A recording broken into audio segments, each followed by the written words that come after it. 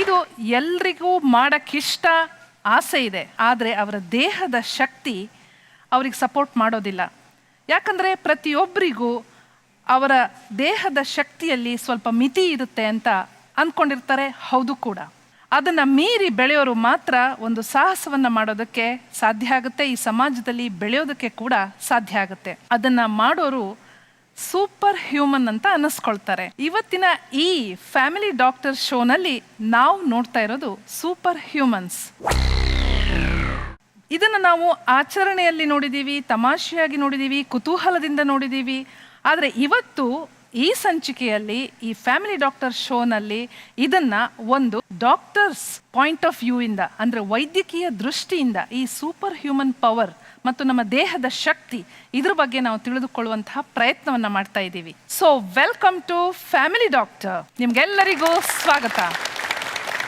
ಇವತ್ತಿನ ಈ family doctor super human ಶೋಗೆ ಡಾಕ್ಟರ್ಸ್ ಬಂದಿದ್ದಾರೆ. Welcome to the show. Doctor Preethi, general psychiatrist, doctor Shashidhar, psychiatrist, doctor Pavan Kumar, physician, doctor Ramesh, ENT surgeon. ಒಬ್ಬ ಸಾಧಾರಣವಾಗಿರುವಂತಹ ಒಬ್ಬ ವ್ಯಕ್ತಿಯನ್ನ ನೀವು ಹೇಗೆ ನೋಡ್ತೀರಾ ಅಂತಂದ್ರೆ, ಅವನ ದೇಹದ ಬಗ್ಗೆ, ಅವನ ಶಕ್ತಿ, ಅದ್ರ ಬಗ್ಗೆ ನಿಮ್ಮ ಮಾತುಗಳೇನು? ಹುಟ್ಟಿದಾಗಿಂದ ನಾವು ಅವನನ್ನ ಬೆಳವಣಿಗೆಯಲ್ಲಿ ನೋಡ್ಬೇಕಂದ್ರೆ ಗ್ರೋತ್ ಆ್ಯಂಡ್ ಡೆವಲಪ್ಮೆಂಟ್ ಅಂತ ಹೇಳ್ತೀವಿ. ಈ ಬೆಳವಣಿಗೆಯಲ್ಲಿ ನಾವು 4 ಅಂಶಗಳನ್ನ ನಾವು ಗಮನಿಸ್ತಾ ಹೋಗ್ತೀವಿ. Gross motor skills, fine motor skills, speech ಮತ್ತು ಸೋಷಿಯಲ್ ಸ್ಕಿಲ್ಸ್ ಅಂತ ಹೇಳ್ತೀವಿ. ಸೊ ಗ್ರಾಸ್ ಮೋಟಾರ್ ಸ್ಕಿಲ್ಸ್ ಅಂತಂದರೆ ಉದಾಹರಣೆಗೆ ನಡೆಯೋದು, ಕೂತ್ಕೊಳ್ಳೋದು, ಎದ್ದೇಳೋದು, ಓಡಾಡೋವಂಥದ್ದು, ಇದು ಗ್ರಾಸ್ ಮೋಟಾರ್ ಸ್ಕಿಲ್ಸ್. ಇನ್ನು ಫೈನ್ ಮೋಟಾರ್ ಸ್ಕಿಲ್ಸ್ ಅಂತಂದರೆ ನಮ್ಮ ಕೈಗಳನ್ನು ಉಪಯೋಗಿಸ್ಕೊಂಡು ಸೂಕ್ಷ್ಮವಾದಂತಹ ಕೆಲಸಗಳನ್ನ ಮಾಡೋವಂತಹದ್ದು. ನಾವು ಉಳಿದಿದ್ದು ಸ್ಪೀಚ್ ಮತ್ತು ಕಮ್ಯುನಿಕೇಷನ್, ಸೋಷಿಯಲ್ ಸ್ಕಿಲ್ಸ್ ಅಂತ ಹೇಳ್ತೀವಿ. ನಾವು ಈಗೇನು ಈ ಸಂಚಿಕೆಯಲ್ಲಿ ನಾವು ನೋಡ್ತಾ ಇರುವಂಥದ್ದು ಬಹಳಷ್ಟು ಸಂಬಂಧಪಟ್ಟಿರೋದು ಈ ಫೈನ್ ಮೋಟಾರ್ ಸ್ಕಿಲ್ಸ್ ಮತ್ತು coordination of the muscles.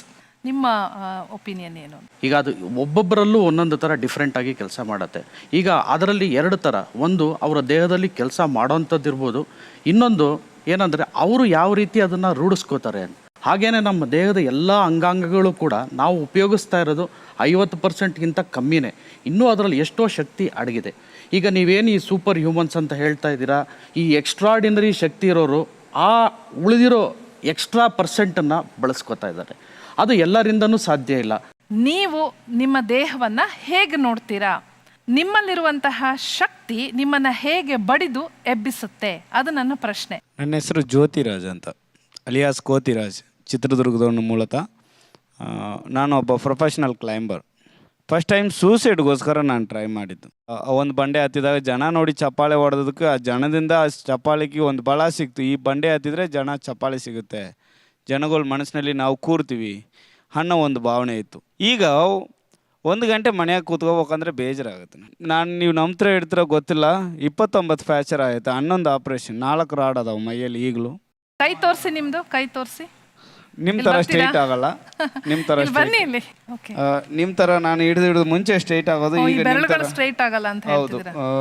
ಯಾರನ್ನಾರು doctor ಒಬ್ರು ಬರ್ತೀರಾ? Please come. ಎಸ್.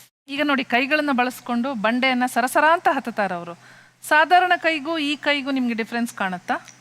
ಹೌದು, ಸಾಕಷ್ಟು. ಈಗ ನಮ್ಮ ಕೈಗಳು ಅಥವಾ ಜನರಲ್ ಆಗಿ ನಾವೇನು ಕೈಗಳು ನೋಡ್ತೀವಿ ತುಂಬ ಸಾಫ್ಟ್ ಇರುತ್ತೆ, ಆಯಿತಾ, ಸ್ವಲ್ಪ ರಫ್ನೆಸ್ ಇರುತ್ತೆ ಅಷ್ಟೇ. ಈಗ ಇವ್ರ ಕೈಗಳು ನೋಡಿದ್ರೆ ಪೂರಾ ರಫ್ ಆಗಿಬಿಟ್ಟಿವೆ. ಇವು ಮೋಸ್ಟ್ಲಿ ಆ ಬಂಡೆಗಳು ಅಥವಾ ಕಲ್ಲನ್ನು ಹತ್ತಿ ಹಿಡಿದು ಆ ಥರ ಆಗಿದೆ, ಹಾಗೂ ತುಂಬ ಡ್ಯಾಮೇಜ್ ಕೂಡ ಆಗಿದೆ. ಅಂದ್ರೆ ಇದಕ್ಕಿಂತ ತುಂಬಾ ಡ್ಯಾಮೇಜ್ ಆಗಿರೋ ಕೈಗಳು ಇರುತ್ತೆ, ಏನು ಹಿಡಿಯಕ್ಕಾಗಲ್ಲ. ಆದ್ರೆ ಇವ್ರಿಗೆ ಇನ್ನೂ ಬಂಡೆ ಹಿಡಿದು ಆ ಶಕ್ತಿ, ಇಡೀ ದೇಹದ ಶಕ್ತಿನ ಕೈ ಮೇಲೆ ಹಾಕಿ ಮೇಲೆ ಹತ್ತಕ್ ಆಗ್ತಾ ಇದೆಯಲ್ಲ. ಆದರೆ ಇವ್ರಿಗೆ ಏನಂದ್ರೆ ಅದನ್ನ ಹಿಡ್ಕೊಂಡು ಅದನ್ನ ಹತ್ತಿ ಅದು ಅವ್ರಿಗೆ ಡಿಫಾರ್ಮಿಟಿ ಆಗಿದೆ ಹೊರತು ಇವ್ರಿಗೆ ಅದು ಬೇರೆ ತರ ಡ್ಯಾಮೇಜ್ ಆಗಿಲ್ಲ. ಮೋಸ್ಟ್ಲಿ ಇವ್ರು ಏನು ಹೇಳಿದ್ದಾರೆ, ಬಿದ್ದು ಈಗ ಫ್ರಾಕ್ಚರ್ ಆಗಿ ರಾಡ್ಗಳು ಹಾಕಿರೋದೆಲ್ಲ ಅದು ಮೋಸ್ಟ್ಲಿ ಬಿದ್ದು ಆಗಿರುತ್ತೆ ಹೊರತು ಬಟ್ ಕೈಗಳಿಗೆ ಏನು ಆಗಿದೆ. ಈಗ ನಿಮ್ಮ ಕೈ ಕೊಡಿ ಒಂದು ನಿಮಿಷ. ನಾನು ಹಿಡಿಯೋದಕ್ಕೂ ಮನುಷ್ಯ ಹಿಡಿಯೋದಕ್ಕೂ ತುಂಬಾ ಫೀಲ್ ಅನ್ಸುತ್ತೆ ನಿಮಗೆ. ಹೌದು, ನಾನೇ ಬಿಡ್ಬೇಕು, ನಿಮ್ಮನ್ನ ನೀವು ಬಿಡಕ್ ಯಾರೇ ಆದ್ರೂ His grip is very hard. ಆರಾಮ್ ಎಳೆದು ಬಿಡ್ಕಿತ್ತು. Yes. ತುಂಬಾ ಹೌದು, ಜಾಸ್ತಿ ಇದೆ. Thank you so much. ಹೇಗೆ ಅದನ್ನು ನಾವು ಇದು ಮಾಡ್ಕೊಂಡು ನಮ್ಮಲ್ಲಿ ಬಂದಿದೆ ಏನಂತ ಅಂತಂದರೆ, ನಮ್ಮ ಹೊಲ ಇದ್ದಾಗ ಬೆಳಗ್ಗೆ ಹೋದ್ರೆ ಸಾಯಂಕಾಲ ಗಂಟೆ ಮನೆಗೆ ಬರ್ತಿರಲಿಲ್ಲ. ಬೆಳಗ್ಗೆ ಮುದ್ದೆ ತಿನ್ಕ ಹೋದ್ರಿಂದ ಸಾಯಂಕಾಲನೇ ಸೆಂಟ್ರಲ್ ಬಂದರೆ ಹೊಡೆಯೋರು. ಅದಕ್ಕೋಸ್ಕರ ನಾವೇನು ಮಾಡ್ತಿದ್ವಿ, ಹೊಟ್ಟೆ ಸಿತಾಯಿತು. ಆವಾಗ ತೆಂಗಿನ ಮರ ಅದು ಇದು ಮಾಡ್ತಿದ್ವಿ. ಕಲ್ಲೆ ತಾಕಿದ್ರೆ ಕಾಯಿ ಹೊಡೆದೋಗ್ತಿತ್ತು, ಮಣ್ಣಾಗ್ತಿತ್ತು, ನೀರು ಸಿಗ್ತಿರಲಿಲ್ಲ, ಕಾಯಿ ಸಿಗ್ತಿರಲಿಲ್ಲ. ಅದಕ್ಕೆ ಏನು ಮಾಡಿದ್ವಿ, ನೋಡ್ತಾ ಇದ್ವಿ ಕೋತಿಗಳು ಏನು ಮಾಡ್ತಿದ್ವಿ, ಎಲ್ಲ ಕಿತ್ತು ಹಲ್ಲಲ್ಲೇ ಕಿತ್ತು ಎಳ್ನೀರೆಲ್ಲ ಕುಡಿತಿದ್ವು.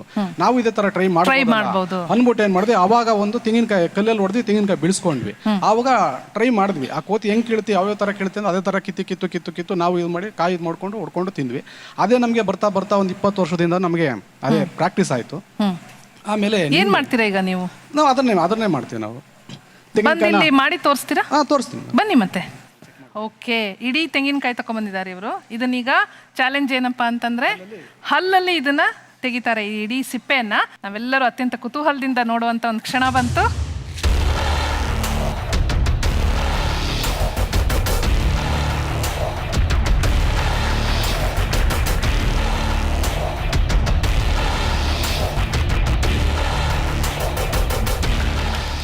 ನೋಡಿದ್ರ ಎಷ್ಟು ಚೆನ್ನಾಗಿ ತೆಗೆದ್ರು. ಒಂದ್ಸಲ ನಂಗೆ ಆಸೆ ಆಗ್ತಿದೆ, ನಿಮ್ಮ ಹಲ್ಲನ್ನು ಒಂದ್ಸಲ ಚೆನ್ನಾಗಿ ಒಂದು ದೊಡ್ಡ ಸ್ಮೈಲ್ ಮೂಲಕ ತೋರಿಸ್ಬಿಡಿ ನೋಡೋಣ.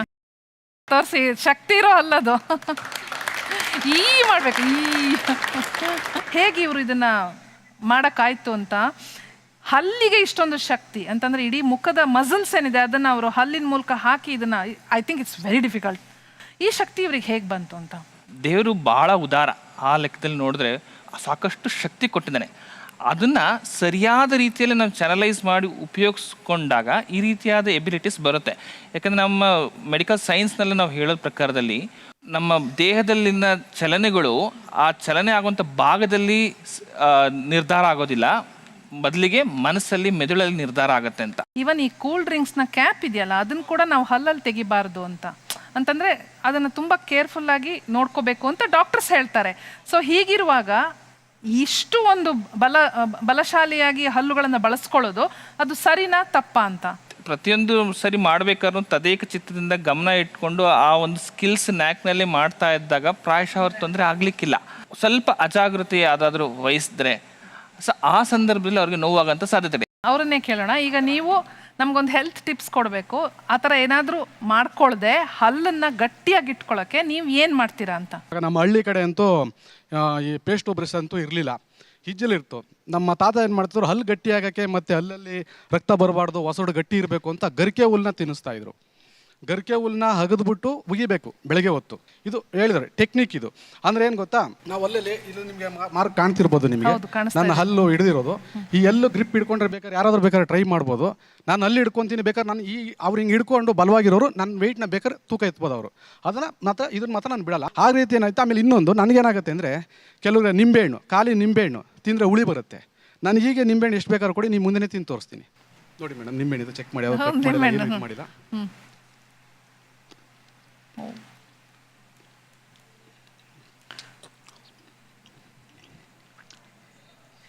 ಹಾಗೆ ಹೋಯ್ತು. ಹುಳಿ ಅಂತ ಅನ್ಸ್ಲಿಲ್ವಾ ನಿಮ್ಗೆ? ಹುಳಿ ನಾಲ್ಗೆ ಗೊತ್ತಾಗುತ್ತೆ, ಅಲ್ಲಿಗೆ ಯಾವುದೇ ತರ ಈ ಜುಮ್ ಸೆನ್ಸಿಟಿವ್ ಫೀಲಿಂಗ್ ಬರಲ್ಲ. ಓಕೆ, ಮತ್ತೆ ಅದೇ ಪ್ರಶ್ನೆ ಕೇಳ್ತಾ ಇದ್ದೀನಿ. ನಿಮ್ಮಲ್ಲಿ ನೀವು ಹೇಗೆ ನಿಮ್ಮ ದೇಹವನ್ನು ಹೇಗೆ ನೋಡ್ತೀರಾ ಮತ್ತು ನಿಮ್ಮ ಶಕ್ತಿಯನ್ನ ಹೇಗೆ ಬಡಿದೆಬ್ಬಿಸ್ತೀರಾ? ನಾನು ಕಾರ್ತಿಕ್ ಎಸ್ ಕಟೀಲ್ ಅಂತೇಳಿ ಮಂಗಳೂರಿಂದ ಬಂದಿರೋದು. ಕರಾಟೆಯಲ್ಲಿ ಸೇರುವಾಗ ನನಗೇನು ಗೊತ್ತಿರಲಿಲ್ಲ. ನನಗೆ ಅವರನ್ನೆಲ್ಲ ನೋಡುವಾಗ ಭಯ ಆಗ್ತಿತ್ತು, ಯಾಕಂದರೆ ಅಲ್ಲಿ ಹೊಟ್ಟೆದ ಎಕ್ಸಸೈಸ್ ಎಲ್ಲ ಇರ್ತಿತ್ತು, ಯಾರೋ ಬಂದು ಹಾರಿಸ್ತಾ ಇದ್ರು, ಸ್ಟಮಕ್ ಸೀಸನಿಂಗ್ ಎಲ್ಲ ನನಗೆ ಗೊತ್ತಿರಲಿಲ್ಲ. ಬಟ್ 5th ಸ್ಟ್ಯಾಂಡರ್ಡಲ್ಲಿ ಏನಾಯ್ತು ಅಂದರೆ, ನಾನು ಫಸ್ಟ್ ಸ್ಟೇಜ್ ಮೆಟ್ಲು ಹತ್ತಿದೆ ಈ ಮಾರ್ಷಲ್ ಆರ್ಟ್ಸ್ ಪ್ರದರ್ಶನ ಕೊಡಲಿಕ್ಕೆ. ಆ ಫಸ್ಟ್ ಸ್ಟೇಜ್ ಪರ್ಫಾರ್ಮೆನ್ಸಲ್ಲಿ ನಿನಗೆ ಫ್ಲೆಕ್ಸಿಬಿಲಿಟಿ ಇದೆ, ಸೊ ತಲೆ ಮೇಲೆ ಪಾಟ್ ಇಟ್ಟು ನೀನು ಸ್ಪಿನ್ ಕಿಕ್ಕಲ್ಲಿ ಹೊಡಿ, ಸ್ಟ್ರೈಟ್ ಅಲ್ಲ ಸ್ಪಿನ್ ಕಿಕ್ಕಲ್ಲಿ ಹೊಡಿ ಅಂತೇಳಿ ಹೊಡಿಲಿಕ್ಕೆ ಹೇಳಿದ್ರು. ಸೊ ಪ್ರಾಕ್ಟೀಸ್ ಮಾಡಿ ಮಾಡಿ ಮಾಡಿ ಆ ಸ್ಪಿನ್ ಕಿಕ್ ಬಂತು. ಸೊ ಅದನ್ನು ನಾನು ಪ್ರದರ್ಶನ ಕೊಟ್ಟೆ. ಆವತ್ತು ನನಗೆ ಯಾವ ರೀತಿ ಆಡಿಯನ್ಸ್ ರೆಸ್ಪಾನ್ಸ್ ಸಿಕ್ಕಿತ್ತಂದರೆ ಅದು ನನಗೆ ಮತ್ತೆ ಉತ್ತೇಜನೆ ಕೊಟ್ಟಿದ್ದು ಮುಂದೋಗ್ಲಿಕ್ಕೆ. ನಮ್ಮ ಹೆಸರು ಬೈಕ್ ರಾಮು, ತಮಿಳ್ನಾಡಲ್ಲಿ ಬಂದಿದ್ದರು. ನಾನು ಒಂದು ಬ್ಲೇಡ್ ಕಂಡಲೆ ಹಾಕಿ ಬಟ್ಟೆ ಕಟ್ಟಿ ಬಾಳೆಕಾಯಿ ಕಟ್ ಮಾಡಿ. ಓಕೆ ಓಕೆ, ಬಂದು ಮಾಡಿ ತೋರಿಸಿದ್ರೆ ಅದು ಗೊತ್ತಾಗುತ್ತೆ ಏನು ಅಂತ ಅಲ್ವಾ? ಹೊಸ ಬ್ಲೇಡ್ ಕೊಟ್ಟಿದ್ದೀರಾ? ಮೊದಲೇ ಹೇಳ್ತಾ ಇದ್ದೀನಿ, ಕೇರ್ಫುಲ್.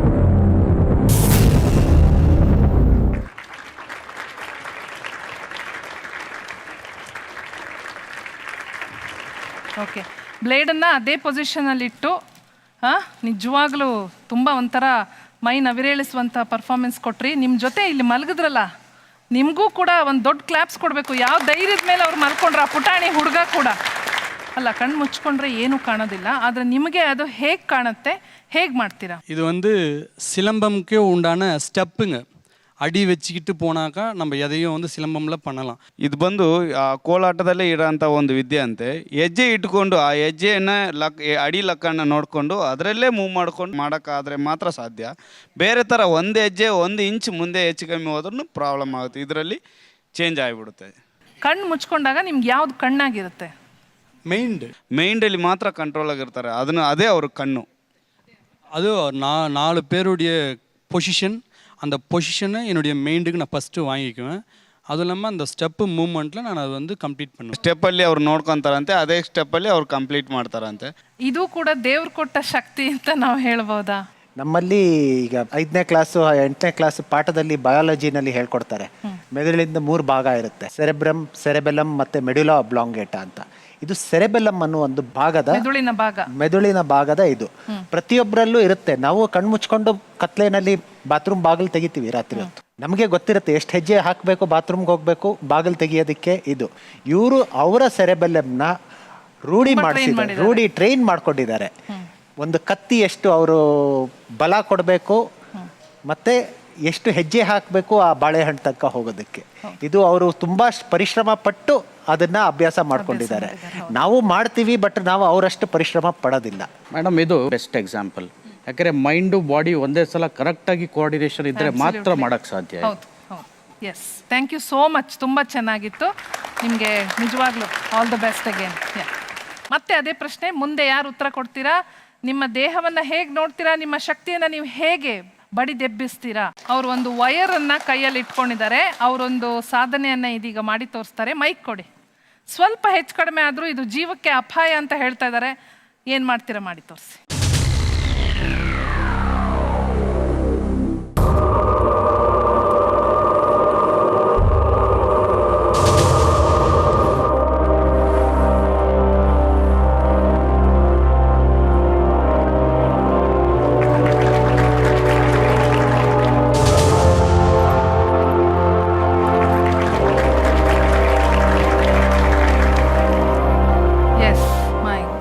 ನಿಮ್ಮ ಹತ್ರ ಬರ್ತಾ ಇದ್ದೀನಿ, ENT ಸರ್ಜನ್. ಇದು ಹೇಗೆ ಸಾಧ್ಯ? ಐ ಮೀನ್, ಎಂಥ ಒಂದು ಸೂಕ್ಷ್ಮವಾದ ಅಂಗ ನಮ್ಮ ಮೂಗು ಅನ್ನುವಂಥದ್ದು. ಆ್ಯಂಡ್ ಮೂಗು ಮತ್ತು ಕಿವಿಗೆ ಮತ್ತು ನಮ್ಮ ಗಂಟ್ಲಿಗೆ ಎಂಥ ಕನೆಕ್ಷನ್ ಇದೆ.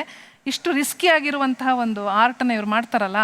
ನಾವು ಇದನ್ನ ಕಲಿಯೋದಕ್ಕೆ, ಇದೇ ಆರ್ಟ್ನ ಕಲಿಯೋದಕ್ಕೆ ಬಹುಶಃ 3-4 ವರ್ಷ ಕಷ್ಟಪಡ್ತೀವಿ ಬೇರೆಯವ್ರ ಮೂಗಲ್ಲಿ ಹಾಕೋದಕ್ಕೆ. Under local ಅನಸ್ತೀಸಿಯಾ. ಅವರು ಅವರದೇ ದೇಹದಲ್ಲಿ without ಅನಸ್ತೀಸಿಯಾ he is doing it.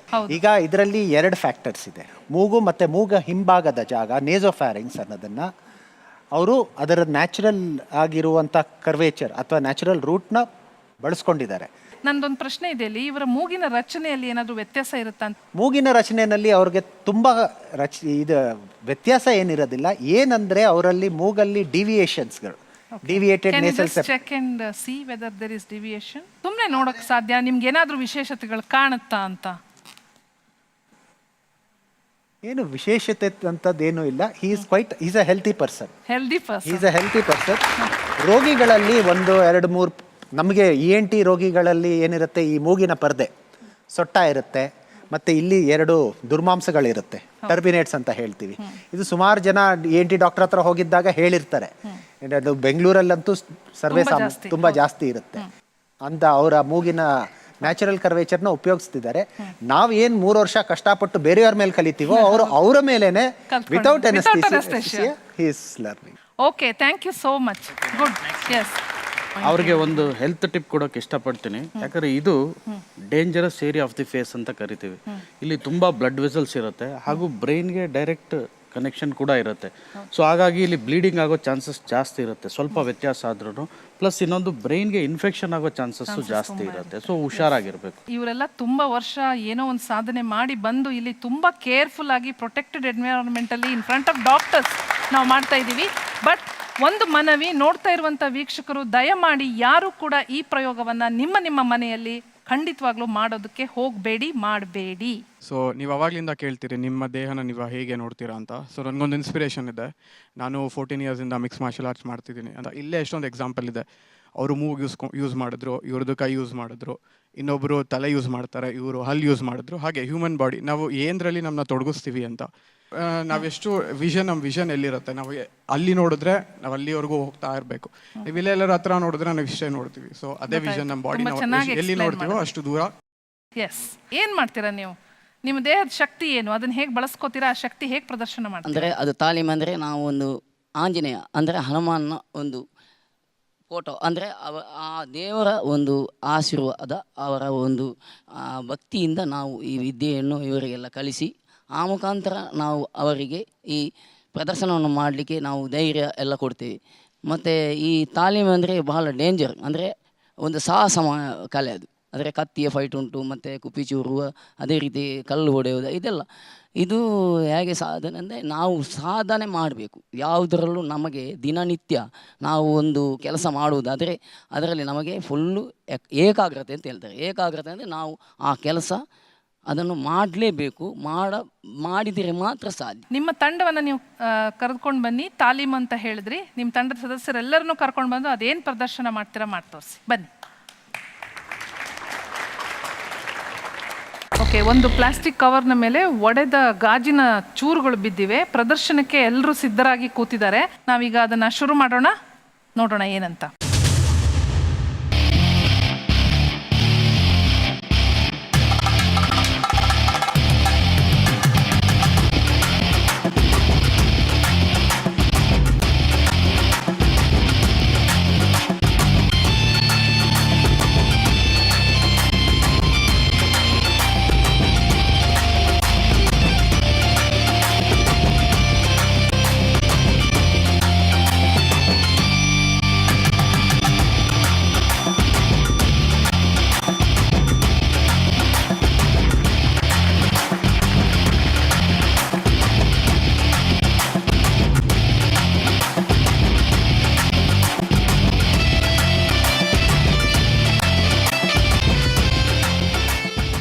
ಬನ್ನಿ, ಒಂದು ನಿಮಿಷ ನಿಮ್ಮ ಸ್ಕಿನ್ನನ್ನು ನೋಡೋಣ. ಅಂದರೆ ಈ ಸ್ಕಿನ್ನಲ್ಲಿ ಏನಾದರೂ ಸ್ಪೆಷಾಲಿಟಿ ಇದೆಯಾ ಅನ್ನುವಂಥದ್ದು ಅಂತಂದರೆ ನಮ್ಮ skin even a small thing can cut our skin. Absolutely normal skin, ಏನು ಎಕ್ಸ್ಟ್ರಾರ್ಡಿನರಿ ಇಲ್ಲ. ಬಟ್ ಒಂದು ಚೂರು ಗಾಯ ಆಗಿಲ್ಲ. ದೇಹದ ಮೇಲೆ ಕಲ್ಲನ್ನು ಇಟ್ಕೊಂಡು ಆ ಕಲ್ಲನ್ನು ಒಡೆಯುವಂತಹ ಪ್ರದರ್ಶನ ಕೊಡುವಂತಹ ಕೆಲವರನ್ನ ನಾವು ಕೆಲವು ಸರ್ಕಸ್ಗಳಲ್ಲಿ ಅಥವಾ ದೊಂಬರಾಟಗಳಲ್ಲಿ ಇಂಥ ಕಡೆಗಳಲ್ಲೂ ಕೂಡ ನೋಡಿದ್ದೀವಿ. ನಿಮ್ಮಲ್ಲೇ ಮಾಡ್ತಾರೆ. ಯಾರು ಮಾಡ್ತಾರೆ?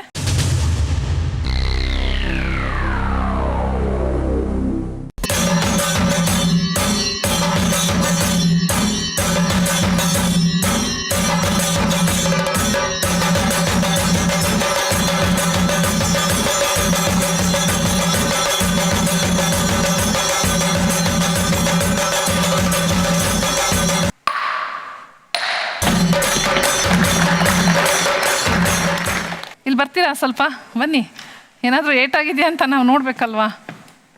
ಅಷ್ಟು ದೊಡ್ಡ ಕಲ್ಲು ಸುತ್ತಿಗೆ ನಂಗೆ ನೋಡೋಕ್ಕೆ ಭಯ ಆಗ್ತಾಯಿತ್ತು. ಎಸ್, ಅಬ್ಸಲ್ಯೂಟ್ಲಿ ಏನೂ ತೊಂದರೆ ಆಗಿಲ್ಲ ಅಲ್ವಾ? ಹಾಗೆ ಇದ್ದೀರಾ, ಮೂಳೆ ತೊಂದರೆ ಏನು ಒಳಗಾಗಿಲ್ಲ, ಎಲ್ಲ ಸರಿಯಾಗಿದೆ. ಖಂಡಿತವಾಗ್ಲೂ ಇಷ್ಟು ದೊಡ್ಡ ಕಲ್ಲನ್ನು ಒಡೆಯುವಂಥದ್ದು ಅಷ್ಟು ಸುಲಭ ಸಾಧ್ಯವಾದಂಥ ಮಾತಲ್ಲ. ತಯಾರಿ ಎಷ್ಟು ವರ್ಷ ಮಾಡಿದ್ರಿ, ಹೇಗೆ ತಯಾರಿ ಮಾಡ್ಕೊಂಡ್ರಿ? 2-3 ವರ್ಷದಿಂದ ಮಾಡ್ತಾ ಇದ್ದೀರಾ. Thank you. ಅಂತಂದರೆ ಇದು ಮತ್ತೆ ಈ ಪ್ರಶ್ನೆ ನಿಮಗೆ ಬರುತ್ತೆ. ಬಹಳ ಮುಖ್ಯವಾಗಿ ಇದಕ್ಕೆ ಬೇಕಾಗೋದು ಮೂಳೆಗಳ ಶಕ್ತಿ ಅಥವಾ ಒಂದು ಮಸಲ್ಸು ಹೇಗೆ ಹಿಡ್ಕೋತಾರೆ ಅವರು, ಅದನ್ನು ನಮ್ಮ ಕೈಲಿ ಖಂಡಿತ ಸಾಧ್ಯ ಇಲ್ಲ. ಇದಕ್ಕೇನು ಉತ್ತರ ಕೊಡ್ತೀರಾ? ಮಸಲ್ಸ್, ಹೌದು. ಸೊ ಪ್ರತಿಯೊಂದು ದೇಹ ಹೇಗೆ ರಚನೆ ಆಗಿರುತ್ತೆ ಅಂತಂದರೆ, ಮೊದಲು ಒಂದು ಸ್ಕೆಲಿಟನ್ ಫ್ರೇಮ್ವರ್ಕ್, ಆ ಸ್ಕೆಲಿಟನ್ ಫ್ರೇಮ್ವರ್ಕ್ ಮೇಲೆ ಬಲವಾಗಿ ಒಂದು ರಬ್ಬರ್ ಶೀಟ್ ಥರ ಅಂತ ಹೇಳ್ಬೋದು, ಒಂದು ಎಲ್ಲ ಕನೆಕ್ಟಿವ್ ಟಿಶ್ಯೂ ಕೋಟ್ ಇರುತ್ತೆ. ಅದ್ರ ಮೇಲೆ ಮಸಲ್ಸ್ಗಳಿರುತ್ತೆ, ಸ್ನಾಯುಗಳಿರುತ್ತೆ. ಆ ಸ್ನಾಯುಗಳನ್ನ ಪ್ರೊಟೆಕ್ಟ್ ಮಾಡೋದಕ್ಕೆ ಒಂದು ಕೊಬ್ಬಿನ ಅಂಶದ ಪದರ ಇರುತ್ತೆ, ಜೊತೆಗೆ ಎಲಾಸ್ಟಿಕ್ ಆಗಿರುವಂತಹ ಒಂದು ಕನೆಕ್ಟಿವ್ ಟಿಶ್ಯೂಸ್ ಅಂತ ಹೇಳ್ತೀವಿ, ಅದನ್ನ ಇರುತ್ತೆ. ಅದ್ರ ನಂತರದಲ್ಲಿ ಚರ್ಮ ಇರುತ್ತೆ. ಸೊ ದೇಹನ ಸೃಷ್ಟಿ ಮಾಡಬೇಕಾದ್ರೆ, ರೂಪಿಸ್ಬೇಕಾದ್ರೆ ಕೂಡ ದೇವರು ತೊಂದರೆ ಆಗದೆ ಇರೋದಕ್ಕೆ ನೋಡ್ಕೊಳ್ಳೋ ರೀತಿಯಲ್ಲಿ ದೇವರು ಅದನ್ನ ರೂಪಿಸಿರ್ತಾನೆ. ಸೊ ಅದನ್ನು ಸರಿಯಾದ ರೀತಿಯಲ್ಲಿ ಉಪಯೋಗಿಸ್ಕೊಂಡು ಮಸಲ್ಸ್ನ ಯಾವುದು ಅವಶ್ಯಕತೆ ಇರುತ್ತೋ ಅಂತಹ ಮಸಲ್ಸ್ನ ನಾವು ಕರೆಕ್ಟಾಗಿ ಕಾಂಟ್ಯಾಕ್ಟ್ ಮಾಡಿದ್ರಾಗ that will have enormous power. So ಅದಕ್ಕೆ ಐಸೋಟೋನಿಕ್ ಐಸೋಮೆಟ್ರಿಕ್ ಪವರ್ಸ್ ಅಂತ ಹೇಳ್ತೀವಿ. That power gives the ability and strength to hold, sustain all these things. ಇಷ್ಟು ನೋಡಿ I am quite amazed and excited at the same time. Definitely some amount of risk is involved. ಹೌದು. ಈಗ for example ಅವರು ಹಲ್ಲಲ್ಲಿ ಕಾಯಿನ ಸುಳಿದ್ರು, but ಆ ಥರ ಆದ ತಕ್ಷಣ this skill is acquired over a chronic period of practice. So I still feel ಪ್ರತಿ ಸತಿ ಅವರು ಬಾಳೆಹಣ್ಣು ಹೊಡೆದಾಗ ಒಂದು ಅಮೌಂಟ್ ಆಫ್ ಟೆನ್ಷನ್ನು, ಆತಂಕ ಇದ್ದೇ ಇತ್ತು. ಸೊ ಇದನ್ನು ಡೆಫಿನೆಟ್ಲಿ ನಾವು ಪ್ರತಿ ಸತಿ ಬೇರೆಯವ್ರನ್ನ ಪ್ರಯೋಗ ಮಾಡುವಾಗಲೂ ತುಂಬ ಕೇರ್ಫುಲ್ ಆಗಿರಬೇಕು ಅಂತ ಅನಿಸ್ತಾ ಇದೆ. Very good point. ಯಾಕೆ ಪ್ರತಿಯೊಬ್ಬ ಮನುಷ್ಯನು, almost every one of us, ತನ್ನ ದೇಹದ ಶಕ್ತಿಯನ್ನು ಮೀರಬೇಕು, ಏನನ್ನೋ ಸೃಷ್ಟಿ ಮಾಡಬೇಕು, ಏನನ್ನೋ ಸಾಧಿಸಬೇಕು ಅಂತ ಯಾಕೆ ಅಂದ್ಕೋತಾನೆ? ಅದೇ ಹೇಳ್ದಂಗೆ mind is always strong than body, because ನಮ್ಮ ಬಾಡಿ ಸ್ಟ್ರಕ್ಚರ್ಸು, ನಮ್ಮ ಫಂಕ್ಷನಿಂಗು ಲೈಕ್ ಸೆಪ್ರೇಟ್ ಇಲ್ಲ, ಮೈಂಡ್ ಒಂದು ಕಡೆ, ಬಾಡಿ ಒಂದು ಕಡೆ. ಈಗ ದೇಹದಲ್ಲಿ ಬರೋ ಶಕ್ತಿನೂ ಕೂಡ ಮನಸ್ಸಿಂದ ಬರುವ. ಸೊ ಮನಸ್ಸು ಗಟ್ಟಿ ಮಾಡಿದ್ರೆ ಏನು ಬೇಕಾದ್ರೂ ಸಾಧಿಸ್ಬೋದು ಅನ್ನೋ. ಈಗ ನಮ್ಮ ಬಾಡಿನಲ್ಲಿ ಅಡ್ರಿನಾಲಿನ್ ಅಂತ ಇರುತ್ತೆ, ಈ ಫ್ಲೈಟ್ ಆ್ಯಂಡ್ ಫೈಟ್ ಹಾರ್ಮೋನ್ ಅಂತ ಹೇಳ್ತೀವಿ, ಸ್ಟ್ರೆಸ್ ಹಾರ್ಮೋನ್. ಈಗ ಅವರು ಕೋತಿರಾಜು ಒಂದು ಇದು ಹೇಳಿದ್ರು, ಸೂಸೈಡ್ ಮಾಡ್ಕೊಳಕ್ಕೆ ಹೋದೆ, ಆಗ ಯಾರೋ ಚಪ್ಪಾಳೆ ಹೊಡೆದಿದ್ದು ನೋಡಿ ನನಗೆ ಹುಮ್ಮಸ್ ಬಂತು ಅಂತ.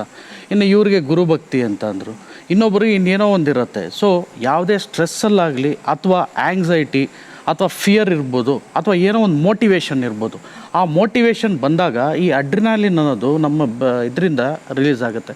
ಸೊ ಅದು ಏನಾಗುತ್ತೆ, ಎಕ್ಸಸಿವ್ ನಮ್ಮ ಬ್ಲಡ್ಡಲ್ಲಿ ರಿಲೀಸ್ ಆದಾಗ ಬ್ಲಡ್ ಎಕ್ಸಸಿವ್ ಫ್ಲೋ ಆಗುತ್ತೆ. ಸೊ ನಮ್ಮ ಎಲ್ಲ ಮಸಲ್ಸ್ಗೂ ಎಲ್ಲ ಟಿಶ್ಯೂಸ್ಗೂ ಜಾಸ್ತಿ ಫ್ಲೋ ಆದಾಗ ಏನಾಗುತ್ತೆ, ಎಕ್ಸ್ಟ್ರಾ ಎನರ್ಜಿ ಬರುತ್ತೆ. ಹಾಗೆಯೇ ಶುಗರ್ ಲೆವೆಲ್ಸ್ ಕೂಡ ಬಾಡಿನಲ್ಲಿ ಜಾಸ್ತಿ ಆಗುತ್ತೆ.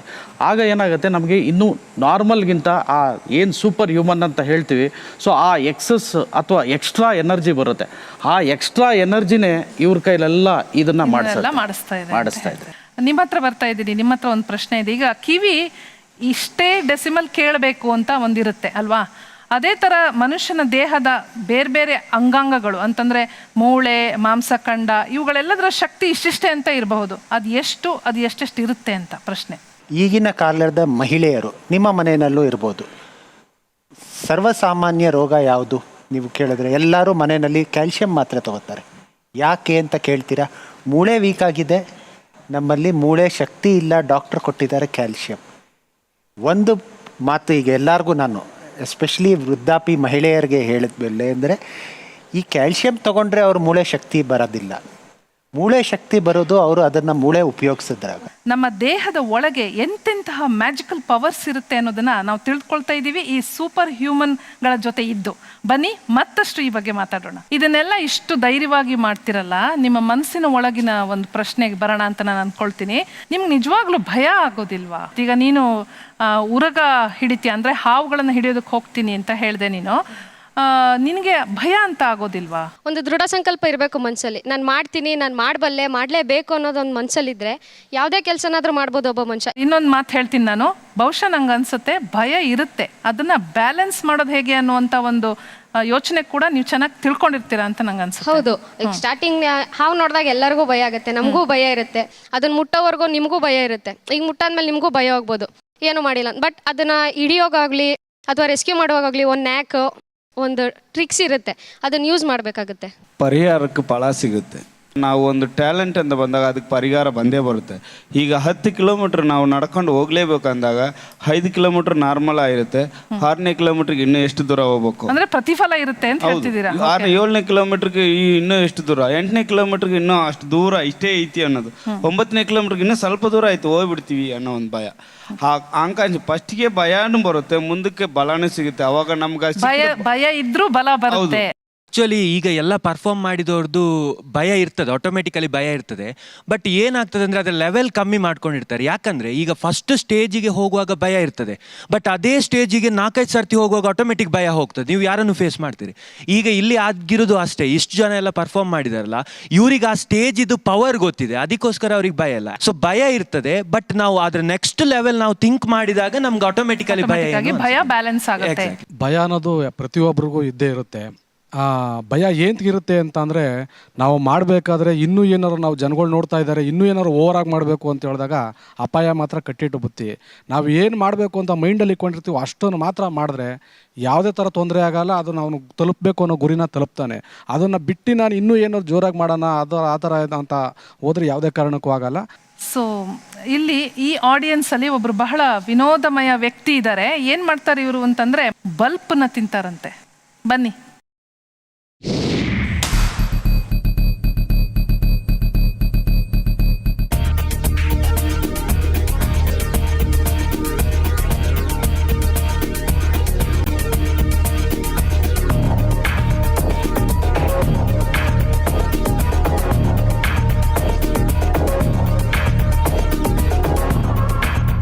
ಟೈಮ್ ತಗೊಳ್ಳಿ, ನೋ ಪ್ರಾಬ್ಲಮ್, ಕೇರ್ಫುಲ್ಲಾಗಿ ಮಾಡಿ. ಓಕೆ, ತೋರಿಸ್ತಾ ಇದ್ದಾರೆ ನೋಡಿ.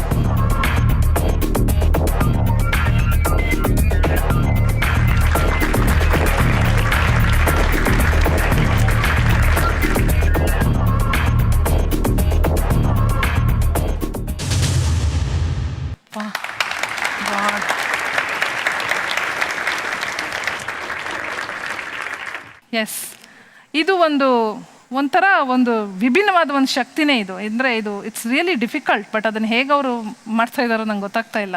ನಮ್ಮ ಜೀರ್ಣಾಂಗ ವ್ಯವಸ್ಥೆ ಏನಿದೆಯಲ್ಲ, ಇಂತಹ ಬಲ್ಬ್ ಅಂತ ವಸ್ತುನ ತಗೊಳಕ್ಕೆ ಸಾಧ್ಯನಾ? ಏನಾಗುತ್ತೆ? ನಾರ್ಮಲ್ ಆಗಿ ಏನಂದರೆ, ನಮಗೆ ಈಸೋಫೇಗಸ್ ನಾವು ಬಾಯಿಂದ ತಿಂದರೆ ಈಸೋಫೇಗಸ್ಸಿಂದ ಹೋಗಿ ಅದು ಸ್ಟಮಕ್ಗೆ ಎಂಟ್ರಾಗುತ್ತೆ. ಸೊ ಯೂಶ್ವಲಿ ಇವೆಲ್ಲ ನಾವು ವಿಸರಲ್ ಮಸಲ್ಸ್ ಅಂತ ಹೇಳ್ತೀವಿ. ತುಂಬ ಸಾಫ್ಟ್ ಇರುತ್ತೆ. ಯಾವುದೇ ಈ ಥರ ಈ ಹಾರ್ಡ್ ಮೆಟಲ್ಸ್ ಇರ್ಬೋದು, ಅಥವಾ ಬಲ್ಬ್ ಇರ್ಬೋದು, ಗ್ಲಾಸ್ ಇರ್ಬೋದು, ತಿಂದಾಗ ಅದು ಶಾರ್ಪ್ ಎಡ್ಜಸ್ ಏನಿರುತ್ತೆ ಆ ಈಸೋಫೇಗಸ್ನಾಗಲಿ, ಸ್ಟಮಕ್ ಆಗಲಿ, ಅಥವಾ ಬಾಯಲ್ಲಿ ಟಂಗ್ ಇರ್ಬೋದು, ಏನೇ ಇರ್ಬೋದು, ಸೊ ಎಲ್ಲ ಕಟ್ ಮಾಡೋ ಚಾನ್ಸಸ್ಸು ಜಾಸ್ತಿ ಇರುತ್ತೆ. ಈಗ ಅವ್ರಿಗೆ ಸ್ಟಾರ್ಟಿಂಗಲ್ಲಿ ತಿಂದಾಗ ಗೊತ್ತಾಗಿರಲ್ಲ. ತಿಂತಾ ಇದ್ದೀರಾ ನೀವು? 2 ವರ್ಷದಿಂದ ತಿಂತಾ ಇದ್ದಾರೆ. ಸೊ ಮುಂದೆ ಡ್ಯಾಮೇಜ್ ಆಗೋ ಚಾನ್ಸಸ್ ಜಾಸ್ತಿ ಇದೆ. ಈ ಥರದ್ದು ಇದನ್ನ ಮಾಡದೇ ಇರೋದೇ ಉತ್ತಮ, ಮಾಡದೇ ಇರೋದೇ ಒಳ್ಳೇದು ಅಂತ. ಥ್ಯಾಂಕ್ ಯು ಪಾ.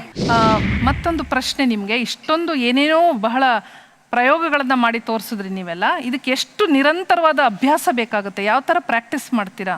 ಈಗ ನಾವೇನು ಮಾಡ್ತೀವಿ, ಸುಲಿತಾ ಇರ್ತೀವಿ, ಕಾಯಿ ಸುಲಿತಾ ಇರ್ತೀವಿ. ಅದೇನಾದ್ರು ಒಂದು 15 ದಿವಸ ಬಿಟ್ಟು ತಿರ್ಗಾ ಮತ್ತೆ ನಾವು ಬಾಯಿ ಹಾಕ್ದಾಗ ಒಸಡಿನಲ್ಲಿ ಮತ್ತು ತುಟಿ ಸೈಡ್ನಲ್ಲಿ ರಕ್ತ ಬರೋ ಚಾನ್ಸಸ್ ಇರುತ್ತೆ. ಅದಕ್ಕೆ ನಾವೇನು ಮಾಡ್ತೀವಿ ಅಂತ ಹೇಳಿದ್ರೆ, ಯಾವಾಗ ಬೇಕು, ಏನು ಎಲ್ಲರೂ ನೋಡಲಿ ಅಂತೇನಿಲ್ಲ, ಬೇಕು ಅಂತ ಹೇಳಿದಾಗ ವಾರಕ್ಕೆ 1 ಸಲ 2 ಸಲ ಆದರೂ ಅದನ್ನು ನಾವು ಪ್ರಾಕ್ಟೀಸ್ ಮಾಡೇ ಮಾಡ್ತೀವಿ.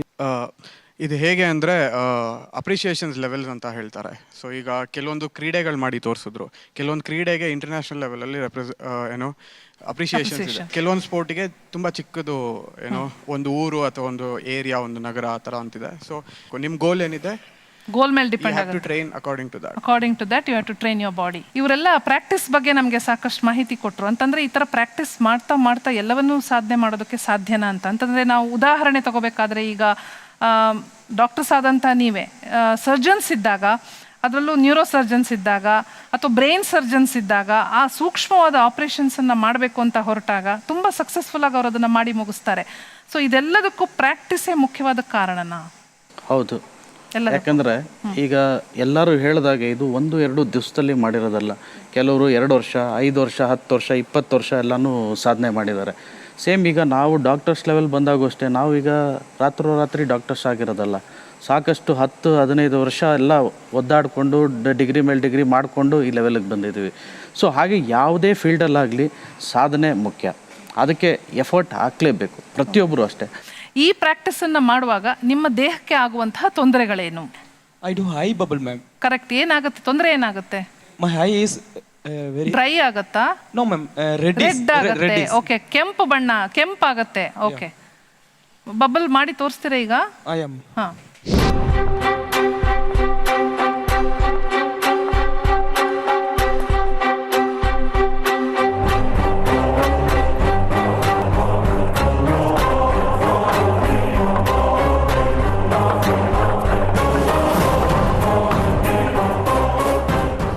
ನಾರ್ಮಲ್ ಆಗಿ ಇಲ್ಲಿ 2 ತೂತುಗಳ ಥರ ಇರುತ್ತೆ, ನೇಸೋ ಲ್ಯಾಕ್ರಿಮಲ್ ಡಕ್ಟ್ ಅಂತ.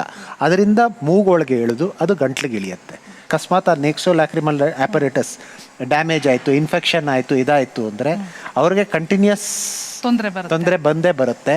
ಮುಂದೆ ಬರ್ದೇ ಇದ್ರೂ ಅವ್ರಿಗೆ ಇದರಿಂದ ಎಕ್ಸ್ಟ್ರಾ ಅವ್ರಿಗೆ ಏನು ಇದು ಆಗೋದಿಲ್ಲ. ಅವ್ರ ಕಣ್ಣು ಡ್ಯಾಮೇಜ್ ಆಗುತ್ತೆ ವಿನಃ ಬೇರೆ ಏನೂ ತೊಂದರೆ ಆಗೋದಿಲ್ಲ.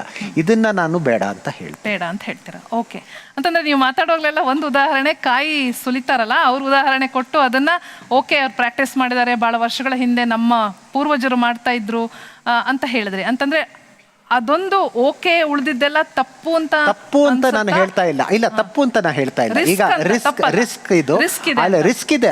ಈಗ ನಾವು ಕಾಯಿ ಸುಲಿಯಕ್ಕೆ ಹೋದ್ರೆ ನಮಗೂ ನಮ್ಮ ಹಲ್ಲು ಮುರಿದೋಗುತ್ತೆ, ರಿಸ್ಕ್ ಇದೆ. ಆ ಲೆವೆಲ್ಗೆ ಬರೋದಕ್ಕೆ ಅವ್ರು ಎಷ್ಟು ಸಾಧನೆ ಮಾಡಿದ್ರು ಅದನ್ನ ನಾವು ಉಪಯೋಗ. ಈಗ ಕತ್ತಿನಲ್ಲಿ ಬಾಳೆಹಣ್ಣು ಕತ್ತರಿಸ್ತಾರೆ, ಅವರು ಒಂದು ಸಾಧನೆ. ಇದರಲ್ಲಿ ರಿಸ್ಕ್ ಇದೆ, ಅವ್ರಿಗೆ ಅವರ ಸ್ನೇಹಿತರಿಗೆ ಆ ರಿಸ್ಕ್ ಗೊತ್ತಿದೆ. This is only for entertainment purposes. But ಇದರಲ್ಲಿ ಅಂಗಗಳನ್ನ ಒಳಗಾಗುವಂತ ಚಾನ್ಸಸ್ ತುಂಬಾ ಜಾಸ್ತಿ ಇದೆ, ರಿಸ್ಕ್ ಇದೆ. ಇವರನ್ನ ಬಿಟ್ಬಿಡೋಣ ಫಾರ್ ಫ್ಯೂ ಸೆಕೆಂಡ್ಸ್. ಸಾಧಾರಣ ವ್ಯಕ್ತಿಗಳು ಇದೇ ತರ ಏನೇನ್ ರಿಸ್ಕ್ ನ ಲೈಫಲ್ಲಿ ತಗೋಬಾರ್ದು ಹೆಲ್ತ್ ವಿಷಯ ಬಂದಾಗ? ಪ್ರತಿಯೊಂದು ದೇಹಕ್ಕೂ ಒಂದು ತನ್ನದೇ ಆದ ಒಂದು ಸೀಮೆ ಮತ್ತು ಒಂದು ಮಿತಿ ಅನ್ನೋಂತಿದೆ. ಅದನ್ನ ಮೀರಿ ನನಗೆ ಮಾಡಕ್ ಸಾಧ್ಯ ಆಗುತ್ತೆ ಅನ್ನೋದಕ್ಕೋಸ್ಕರ ದೇಹನ ವೃತ ದಂಡಿಸ್ತಾ ಹೋದ್ರೆ ದೇಹಕ್ಕೆ ಅನಾರೋಗ್ಯ ಅನ್ನೋದು ಕಟ್ಟಿಟ್ಟ ಬುತ್ತಿ ಅಂತ ಹೇಳ್ತಾ ಇದ್ದೀರಾ. ಓಕೆ, ಅಂದ್ರೆ ಡೇ ಟು ಡೇ ಲೈಫಲ್ಲಿ ಯಾವ ವಿಷಯದಲ್ಲಿ ರಿಸ್ಕ್ ತಗೊಳ್ತಾರೆ ಅಂತ ನಿಮ್ಮ ಪ್ರಾಕ್ಟೀಸಲ್ಲಿ ನೀವು ನೋಡಿದ್ದೀರಾ ಅಂತ ನಾನು ಕೇಳೋದು. ಅಂತಂದ್ರೆ ನೀವು ಹೇಳಿರ್ತೀರ ಇದು ರಿಸ್ಕು, ಇದು ಮಾಡಬೇಡಿ ಅಂತ ಬಂದಾಗ, ಆದರೆ ಅದನ್ನು ತಗೊಂಡು ಆ ರಿಸ್ಕ್ ತಗೊಂಡು ಮತ್ತಷ್ಟು ತೊಂದರೆಗಳನ್ನು ಮಾಡ್ಕೊಂಡು ನಿಮ್ಮ ಹತ್ರ ಬಂದಿರುವಂಥ ಉದಾಹರಣೆಗಳು ಭಾಳಷ್ಟಿರ್ಬೋದು. ಆ ಥರ ಎಕ್ಸಾಂಪಲ್ ಮೂಲಕ ಹೇಳೋಕ್ಕಾಗತ್ತಾ? ರಿಸ್ಕ್ ಟೇಕಿಂಗ್ ಬಿಹೇವಿಯರ್ಸ್ ಈ ಅಡಾಲಸೆಂಟ್ ಗ್ರೂಪಲ್ಲಿ ನೋಡ್ತೀವಿ ನಾವು. Between the ages of 13 to 22 ಫೀಮೇಲಲ್ಲಿ ಹೆಚ್ಚು unprotected pregnancies one of the most commonest risk factor ಇರುವಂತಹ ಒಂದು ವಿಚಾರ ಅದು. Smoking, addiction to substances. So ಎಲ್ಲ ವಿಚಾರ ಮಾಡಿದಾಗ ಈ ಥರ ರಿಸ್ಕ್ ಟೇಕಿಂಗ್ ಬಿಹೇವಿಯರ್ ಹೆಚ್ಚು ಹದಿಹರೆಯ ವಯಸ್ಸಿನಲ್ಲಿ ಜಾಸ್ತಿ ಕಂಡು ಬರ್ತದೆ. ಈಗ ಸಾಧಾರಣವಾಗಿ 50 ವರ್ಷದವರು ಅಥವಾ 10 ವರ್ಷದ ಕೆಳಗಡೆ ಇರೋರು ಯಾರು ರಿಸ್ಕ್ ಟೇಕಿಂಗ್ ಅಷ್ಟಿರೋದಿಲ್ಲ. ನಮ್ಮ ದೇಹದ ಒಳಗೆ ಇರುವಂತಹ ಮ್ಯಾಜಿಕಲ್ ಪವರ್ಸ್ ಅದು ಏನೇನಿದೆ ಅಂತ ನಾವು ನೋಡ್ತಾ ಇದ್ದೀವಿ. ಬನ್ನಿ ಮತ್ತಷ್ಟು ತಿಳಿದುಕೊಳ್ಳೋಣ ಈ ಸೂಪರ್ ಹ್ಯೂಮನ್ಗಳ ಬಗ್ಗೆ. ದೇಹಕ್ಕೆ ನೋವಾಗಿರ್ಬೋದು ಅಥವಾ ಮಾಡ್ತಾ ಮಾಡ್ತಾ ಫೇಲ್ಯೂರ್ಸ್ ಏನಾದರೂ ಆಗಿದ್ದಿದ್ರೆ ಮಾನಸಿಕವಾಗಿಯೂ ನೋವಾಗಿರ್ಬೋದು. ನೋವನ್ನು ಹೇಗೆ ಸಹಿಸ್ಕೊತೀರಾ, ಹೇಗೆ ದಾಟಿ ಬರ್ತೀರಾ? ಅದು ಕಾಯಂ ಅಲ್ಲ ಅಂತ ಗೊತ್ತು ನಮಗೆ. ಹೊಟ್ಟೆ ತುಂಬಿದವನಿಗೆ ಇನ್ನೊಂದ್ಸರಿ ಹಸುವಾಗುತ್ತೆ ಅಂತ ಗೊತ್ತು. ಅದೇ ರೀತಿ ಪೇಯ್ನ್ ಆದದ್ದು ಅದು ಕಾಯಂ ಅಲ್ಲ, ಶಾಶ್ವತ ಅಲ್ವೇ ಅಲ್ಲ.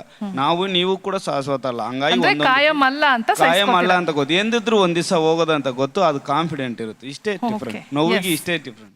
ಫಸ್ಟ್ ಸ್ಟಾರ್ಟಿಂಗ್ ಮಾಡಬೇಕಾದ್ರೆ ಕೈ ಸ್ಲಿಪ್ ಆಗಿ ಅದೇ ಕಾಯಿ ಬಂದು ಮುಕ್ಕು ಕೊಡಿತ್ತು. ಮುಕ್ಕು ಕೊಡಿದಾಗ ಕೆಳಗಡೆ ತೂಟಿ ಮೇಲ್ಗಡೆ ತೂಟಿನೂ ನೋವನ್ನ ಸಹಿಸ್ಕೊಳ್ಳೋದಾಗ ಆಟೋಮೆಟಿಕ್ ಕಣ್ಣು 2 ಕಣ್ಣಲ್ಲೂ ನೀರು ಬಂದ್ಬಿಡ್ತು ಅಂತಂದ್ರೆ 5 ನಿಮಿಷ ನಾನು ಎದ್ದೊಳಕ್ಕಾಗಿಲ್ಲ, ಆ ಕಡೆ ತಿರ್ಗಕ್ಕಾಗಿಲ್ಲ, ಏನಿಲ್ಲ. ನಾನು ಅವಾಗ ಅನ್ಕೊಂಡೆ ಈ ರೀತಿ ಬೇರೆ ಯಾರಾದ್ರು ಮಾಡಿದ್ರೆ ಅವ್ರಿಗೆ ಹೇಳ್ಬೇಕು ಈ ರೀತಿ ಮಾಡಬೇಡಿ ಅಂತ ಅಂದ್ಬಿಟ್ಟು. ಆದ್ರೂ ಅದನ್ನ ನಾನು ನೋವನ್ನ ಸಹಿಸ್ಕೊಂಡು ಆದ್ರೂ ಇದನ್ನ ಬಿಡಬಾರ್ದು ಅನ್ನೋದಕ್ಕೋಸ್ಕರ ಅದನ್ನ ನಾನು ಪ್ರಾಕ್ಟೀಸ್ ಮಾಡಿದೆ. ಇವರೆಲ್ಲ ಇಷ್ಟು ನೋವಾಗುತ್ತೆ ಅಂತ ಹೇಳಿದ್ರಲ್ಲ, ಸ್ವಲ್ಪ ನಮಗೆ ಅರ್ಥ ಮಾಡ್ಕೋಬೇಕು ನಾವು ದೇಹ ಮತ್ತು ನೋವಿಗೆ ಇರುವಂತಹ ಕನೆಕ್ಷನ್ ಏನು ಅಂತ. ಈಗ ಡಿಫ್ರೆಂಟ್ ಥ್ರೆಶೋಲ್ಡ್ ಇರುತ್ತೆ ಪೇಯ್ನಿಗೆ. ಈಗ ಎಲ್ಲರಿಗೂ ಸೇಮ್ ಇಂಪ್ಯಾಕ್ಟ್ ಆದಾಗ ಒಂದೇ ಥರ ನೋವು ಆಗೋದಿಲ್ಲ. ಈಗ ಒಬ್ಬೊಬ್ಬರು ಒಂದೊಂದು ರೀಸನ್ ಕೊಟ್ಟರು. ಈಗ ಇಲ್ಲಿ ಕೂತಿರೋರೆಲ್ಲ ಏನಂದರೆ ಆ ಭಯ ಮತ್ತು ನೋವು ಎರಡನ್ನೂ ದಾಟ್ಕೊಂಡು ಬಂದಿರೋರು, ಅದಕ್ಕೆ ಸಾಕಷ್ಟು ಸಾಧನೆ ಮಾಡಿದ್ದಾರೆ. ಯಾಕೆ ಮಾಡಿದ್ದಾರೆ? ಸಾಕಷ್ಟು ಒಬ್ಬೊಬ್ರಿಗೂ ಒಂದೊಂದು ರೀಸನ್ ಇದೆ, ಎಲ್ಲರೂ ಒಂದೊಂದು ರೀಸನ್ ಹೇಳಿದ್ದಾರೆ. ಸೊ ಆ ರೀಸನ್ ಏನಂದರೆ ಆ ಸೈಕಲಾಜಿಕಲಿ ಅವರು ಫಿಕ್ಸ್ ಆಗಿದ್ದಾರೆ, ನಾನೇನೋ ಒಂದು ಸಾಧನೆ ಮಾಡಬೇಕು, ಇಲ್ಲ ನಾನೇನೋ ಒಂದು ಮಾಡಬೇಕು. ಸೊ ಇದು ಅವರ ಆ ಪೇಯ್ನ್ ಥ್ರೆಶೋಲ್ಡ್ನ ಕಮ್ಮಿ ಮಾಡಿದೆ. ಓಕೆ, ಕಾರ್ಯಕ್ರಮದ ಕೊನೆಯ ಭಾಗಕ್ಕೆ ನಾವು ಬರ್ತಾ ಇದ್ದೀವಿ. ಕೊನೆಯ ಪ್ರಯೋಗ ಬಂದಿದೆ, ಅದನ್ನು ಮಾಡೋದಕ್ಕೆ ಒಬ್ಬರು ಬಂದಿದ್ದಾರೆ. ನಾವು ಅವರನ್ನು, ಇಡೀ ತಂಡವನ್ನು ನಾವೀಗ ವೇದಿಕೆಗೆ ವೆಲ್ಕಮ್ ಮಾಡೋಣ. ಬನ್ನಿ.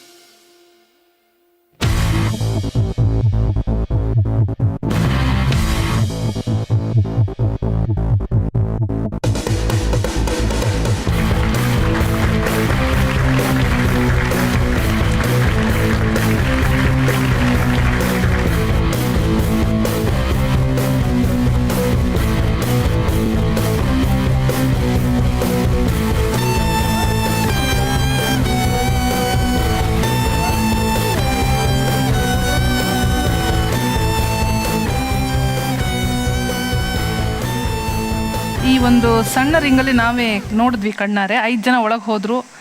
ತುಂಬ ನಿಜವಾಗ್ಲೂ ಇದು ಸಾಧ್ಯನಾ ಅಂತ ಅನಿಸುತ್ತೆ. ಇಟ್ಸ್ ಸೋ ಚಿಕ್ಕದಿದು. ಇದು ಹೇಗೆ ಇದು ಸಾಧ್ಯ ಆಗುತ್ತೆ ಅನ್ನೋದು ಗೊತ್ತಾಗ್ತಾ ಇಲ್ಲ. ದೇಹನ ಅವರು ಅದಕ್ಕೆ ಫ್ಲೆಕ್ಸಿಬಲ್ ಆಗಿ ಮಾಡಿದ್ದಾರೆ. ಸೊ ಅದು ದೇಹಕ್ಕೆ ಯಾವುದೇ ಥರದ ತೊಂದರೆ ಕೊಡೋದಿಲ್ಲ. ಮನುಷ್ಯನಿಗೆ ಯಾಕೆ ಇಷ್ಟೊಂದು ಈ ಅಡ್ವೆಂಚರ್ಸ್ ಅಂತ ನಾವು ಹೇಳ್ತೀವಿ, ಅದು ಯಾಕೆ ಅಷ್ಟು ಮುಖ್ಯ? ಮೋಸ್ಟ್ ಆಫ್ ದಿ ಟೈಮ್ಸ್ ನಾವು ಹೇಳಿದಾಗೆ ಈ ಅಡ್ರಿನಾಲಿನ್ ಅದೇ ಜಾಸ್ತಿ ಕೆಲಸ ಮಾಡೋದು. ಅಡ್ರಿನಾಲಿನ್ ರಶ್ ಆದಾಗ ಸೊ ಎಂಥ ಕಷ್ಟಕರವಾದ ಕೆಲಸನೂ ಕೂಡ ಅದು ಮಾಡಿಸುತ್ತೆ. ಆ ಮೂಮೆಂಟ್ ಹೆಂಗಾಗುತ್ತೆ ಅಂದರೆ ಅವ್ರಿಗೆ ಏನಾಗುತ್ತೆ ಏನೂ ಗೊತ್ತಿಲ್ಲ. ಒಂದು ಪ್ರೋತ್ಸಾಹ, ಚಪ್ಪಾಳೆ ಇರ್ಬೋದು, ಅಥವಾ ಏನೋ ಒಂದು ಆಸೆ ಇರ್ಬೋದು, ಅಥವಾ ನಾವೇನೋ ಸಾಧನೆ ಮಾಡ್ತಾಯಿದ್ದೀವಿ, ಜನ ನಮ್ಮನ್ನು ಮೆಚ್ತಾ ಇದ್ದಾರೆ, ಅಥವಾ ನಾವು ನೋಟಿಸ್ ಆಗ್ತಾ ಇದ್ದೀವಿ ಅನ್ನೋ ಭಾವನೆ ಇರ್ಬೋದು. ಸೊ ಅವ್ರ ಕೈಲಿ ಆ ಕೆಲಸ ಮಾಡಿಸುತ್ತೆ. ಓಕೆ, ನಿಮಗೆ ಬರುತ್ತೆ ಈ ಪ್ರಶ್ನೆ, ಡೇ ಟು ಡೇ ಲೈಫಲ್ಲಿ ನೀವು ಯಾವ ಥರ ರಿಸ್ಕ್ ತಗೋತೀರಾ ಅಂತ? V deal with more psychological aspects. ಸದಾ ನಮಗೆ ಕೇಳಿ ಒಂದು ರೀತಿ ಈ ಸೈಕಲಾಜಿಕಲ್ ಎಮೋಷನಲ್ ಎಕ್ಸಾಷನ್ ಆಗಿಬಿಡುತ್ತೆ ನಮಗೆ. ದೊಡ್ಡ ರಿಸ್ಕ್. ಸೊ ಅದೊಂದು ದೊಡ್ಡ ರಿಸ್ಕ್ ಫ್ಯಾಕ್ಟರ್ ನಮಗೆ.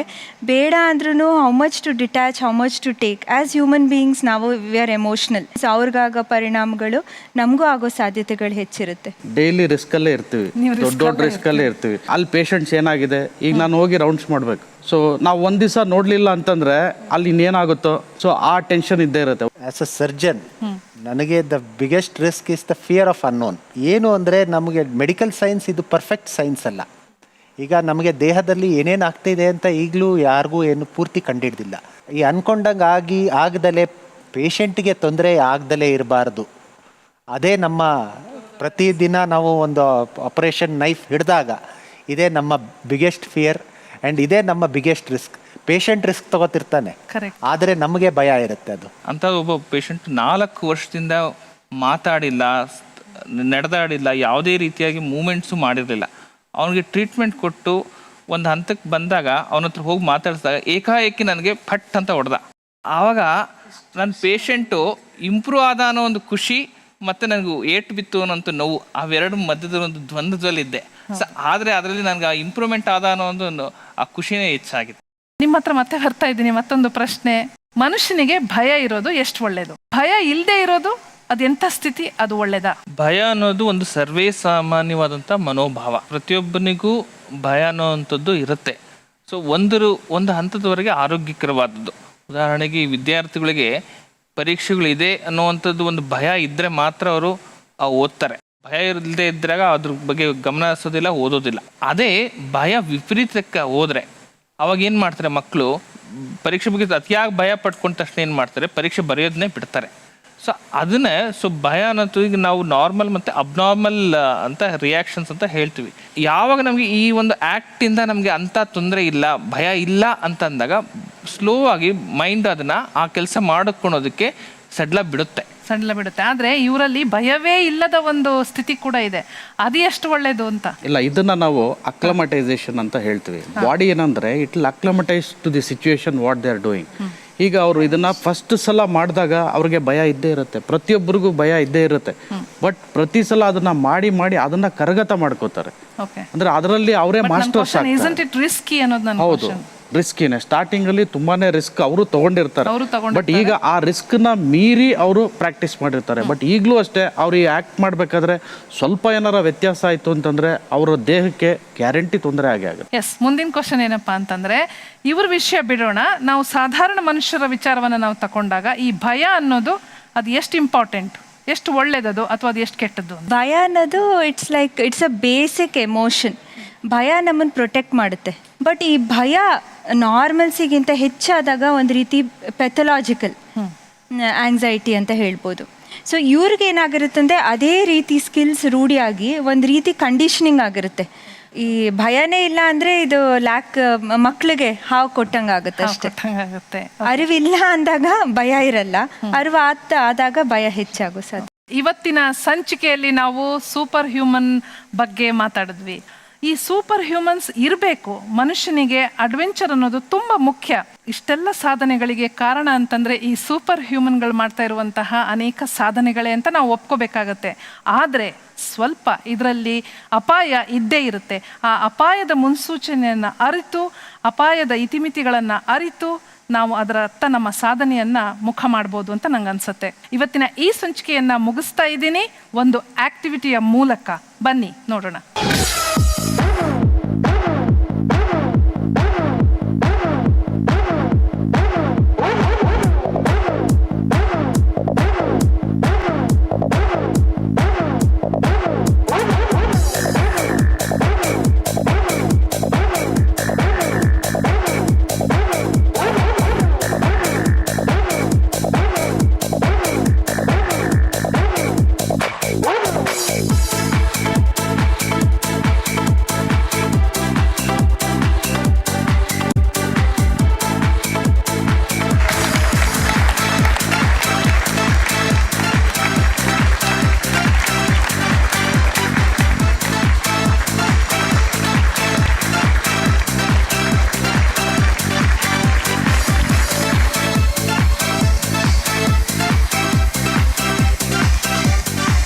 ಇನ್ನಷ್ಟು ವಿಷಯಗಳೊಂದಿಗೆ ಮುಂದಿನ ಸಂಚಿಕೆಯಲ್ಲಿ ನಿಮ್ಮನ್ನು ನಾನು ಭೇಟಿಯಾಗ್ತೀನಿ. ಅಲ್ಲಿವರೆಗೂ ಟೇಕ್ ಕೇರ್, ಬಾಯ್.